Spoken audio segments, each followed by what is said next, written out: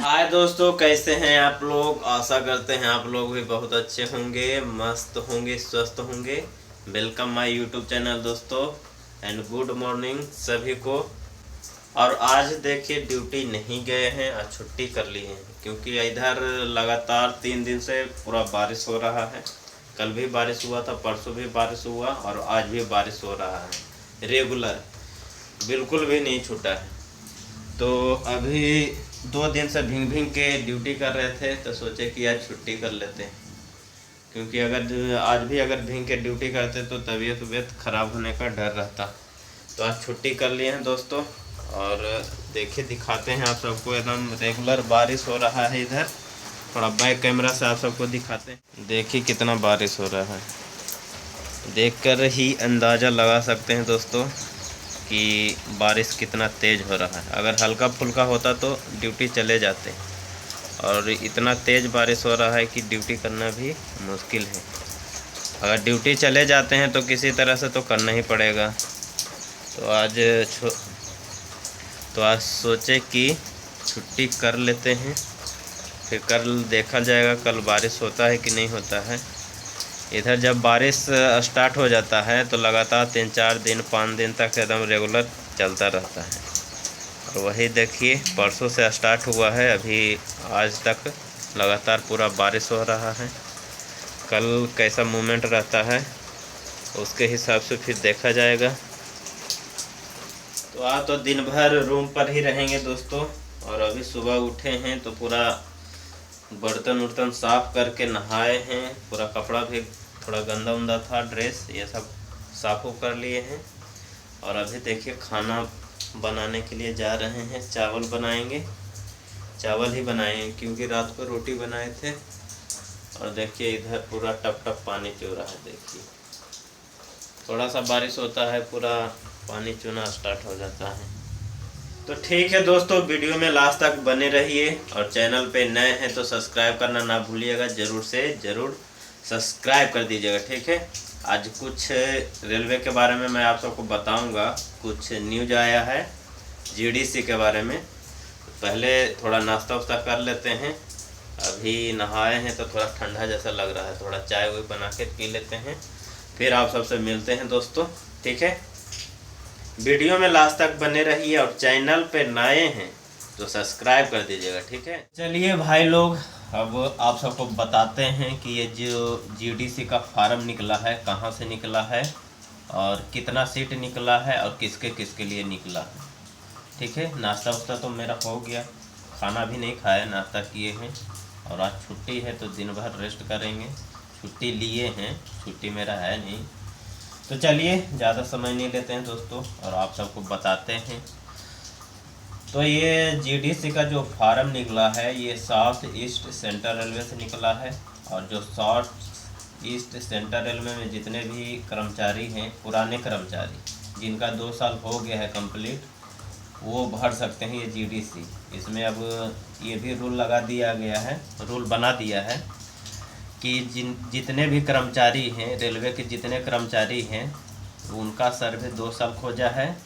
और जिनका 2 साल कंप्लीट हो गया है वो जीडीसी का फॉर्म भर सकते हैं, उसके लिए एलिजिबल हैं।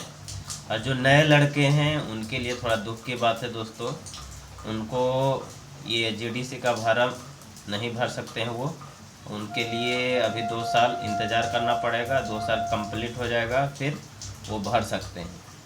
तो देखिए अब ये बताते हैं आप सबको कि इसमें कितना कितना सीट किसके किसके लिए निकला है।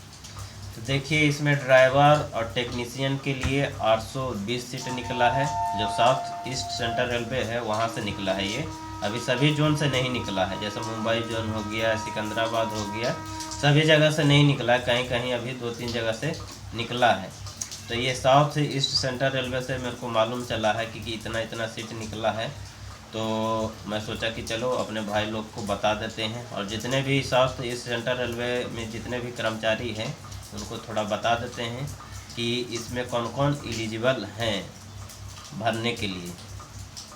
तो पहले सीट आप सबको बता देते हैं कि ड्राइवर और टेक्नीशियन के लिए 820 सीट निकला है, और जेई जूनियर इंजीनियर जिसको बोलते हैं जेई के लिए 64 जेई के लिए 64 पोस्ट निकला है, पोस्ट नहीं सीट निकला है 64। और बाकी इसमें सभी डिपार्टमेंट हैं, जैसे इंजीनियरिंग हो गया, CNW हो गया, इलेक्ट्रिकल हो गया, ब्रिज हो गया, ब्रिज का भी इसमें निकला है ब्रिज के लिए, और वर्कशॉप के लिए जितने भी वर्कशॉप में आते हैं उनके जेई के लिए भी निकला है। सभी के जितना भी डिपार्टमेंट है रेलवे में सभी के लिए निकला है, और सभी के लिए अलग अलग सीट है। पूरा टोटल 64 है, और सब जैसे इंजीनियरिंग का है तो इंजीनियरिंग का शायद 12 की 14 सीट है उसमें, और CNW का है तो उसका अलग है, और सभी का अलग अलग है। और सभी जैसे इंजीनियरिंग है तो इंजीनियरिंग वाले इंजीनियरिंग में ही भरेंगे, ये नहीं कि CNW में वो भर सकते हैं। सबका अलग अलग निकला है, तो सब अपना अलग अलग अपना अपना में भरेगा, अपना अपना घर में रहेगा और अपना अपना घर में ही खाएगा। तो वही बात इसमें है दोस्तों, जितना भी 64 सीट निकला है जेई के लिए, तो जेई के लिए सबका अलग अलग है, तो सब अपना अपना पोस्ट वो जेई के लिए भर सकते हैं।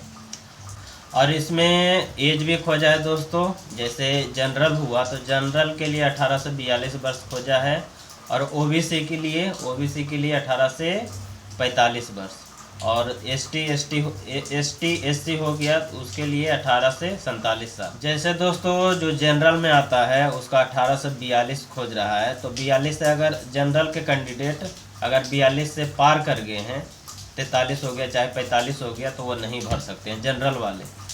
और जिनका 18 से 42 के बीच में है वो भर सकते हैं, और वो एलिजिबल भी हैं।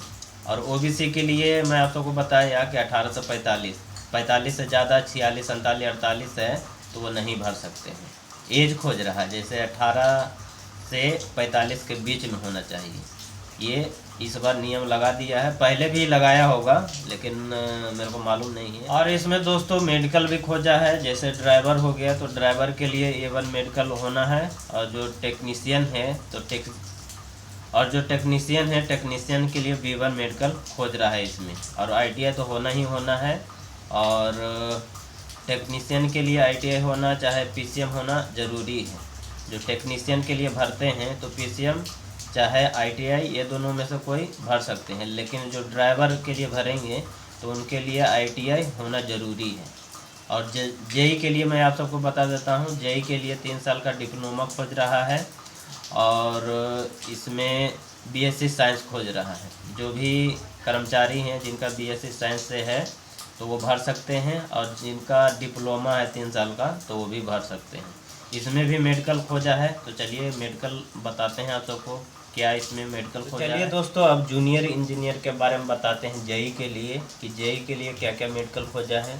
तो जेई के लिए जैसे A3 हो गया चाहे B1 हो गया, ये दोनों में से कोई सा भी रहना चाहिए। अगर ये दोनों में से कोई है मेडिकल तो आप जेई के लिए एलिजिबल हैं, और आप आराम से जेई का फार्म भर सकते हैं, एग्ज़ाम भी दे सकते हैं, और क्वालीफाई भी कर सकते हैं। चलिए एक बात और बताते हैं दोस्तों, ये बताना मैं भूल गया था, इसका नोटिफिकेशन डेट कब से है और कब तक ये ऑनलाइन भर सकते हैं ये फार्म GDC का। तो इसका डेट जैसे आज 20 है, तो 2 दिन के बाद ये फार्म ऑनलाइन भरना स्टार्ट हो जाएगा, और ये 22/7/2023 से स्टार्ट हो जाएगा, और 21/8/2023 तक ये ऑनलाइन फार्म भराएगा GDC का। और इसका एग्ज़ाम भी दोस्तों ऑनलाइन होगा, पहले तो ऑफलाइन होता था, जितना भी GDC का एग्ज़ाम होता था सब ऑफलाइन होता था। अब चेंजिंग होने के बाद अब ये ऑनलाइन कर दिया गया है, फार्म भी ऑनलाइन भरा रहा है और एग्ज़ाम भी ऑनलाइन होगा, सब चीज़ पूरा चेंज हो गया है। और 2 साल का सर्विस भी इसमें खोज रहा है, पहले तो नहीं खोजता था, पहले सभी भरते थे, जो अभी ज्वाइनिंग किए हैं वो भी, और जो पहले से ज्वाइनिंग कर रखे हैं जिनका 5 साल 4 साल 3 साल हो गया है वो भी भर सकते हैं, और जिनका अभी सर्विस का 1 दिन हुआ है वो भी भर सकते हैं। लेकिन इस बार से बहुत सारा चेंजिंग कर दिया है। 2 साल सर्विस भी खोज रहा है और ऑनलाइन एग्ज़ाम भी लेगा इस बार, और एक ही डेट में लेगा। जितना भी जीडीसी का एग्ज़ाम होगा रेलवे में, सबका एग्ज़ाम एक ही डेट में होगा।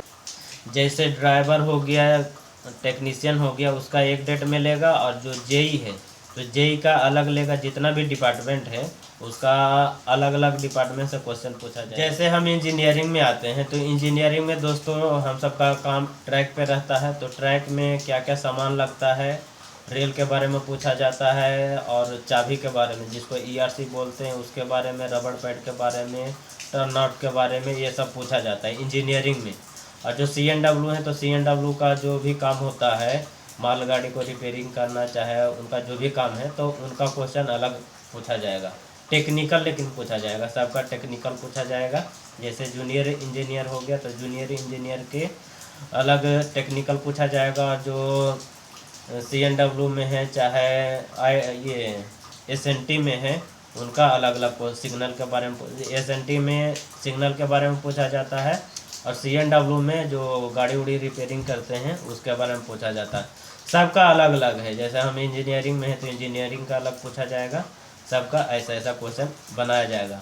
और जो गार्ड, ये जो ड्राइवर और टेक्नीशियन है तो उनको टेक्निकल क्वेश्चन पूछा जाएगा, और जीके भी पूछा जाएगा, और टेक्निकल क्वेश्चन भी जीके हो गया, मैथ हो गया, रीजनिंग हो गया, ये सब भी पूछा जाता है। जैसे जनरल एग्ज़ाम आप दे के आए होंगे, ड्राइवर का हो गया चाहे टेक्नीशियन का हो गया, जैसे जनरल एग्ज़ाम में पूछा जाता है वो हिसाब से पूछा जाएगा, और उसमें टेक्निकल जो जुटा हुआ रहेगा।